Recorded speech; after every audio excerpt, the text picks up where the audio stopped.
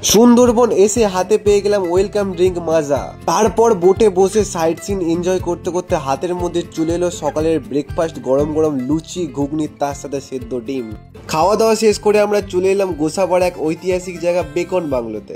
তারপর হাতে 10 টাকার টিকিট নিয়ে সোজা প্রবেশ করলাম বেকন বাংলোর ভেতরে। ভেতরে ঢুকে জানতে পারলাম এই বেকন বাংলোটি তৈরি করেছিলেন রবীন্দ্রনাথ ঠাকুরের শ্বশুরবাড়ির লোকজন, আর এখানে রবীন্দ্রনাথ ঠাকুর এসেছিলেন 1932 সালে। এই বেকন বাংলোটি ঝড় ও বৃষ্টির কারণে অনেকটাই নষ্ট হয়ে গেছিল। তারপর রবীন্দ্রনাথ ঠাকুরের স্মৃতি রাখার উদ্দেশ্যে এই বেকন বাংলোটি আবার পুনরায় নতুন করে তৈরি করা হয়। বাংলোর ভেতর ঢুকেই দেখলাম এই বাংলোটি সম্পূর্ণ কাঠের তৈরি, আর এই বাংলোর ভেতরে সেরকম কিছুই ছিল না। সাইড সিনটা খুব ভালো ছিল আর ভিউটা পুরো দারুণ ছিল। বাইরে বেরিয়ে দেখলাম রবীন্দ্রনাথ ঠাকুরের এক বিশাল মূর্তি, আর তার পাশেই ছিল হ্যামিল্টন সাহেবের সাথে রবীন্দ্রনাথ ঠাকুরের কথোপকথনের এক মূর্তি। জায়গাটি আমার বেশ দারুণ লেগেছে। তোমাদের কেমন লাগলো আমাকে তাড়াতাড়ি কমেন্টে জানাও।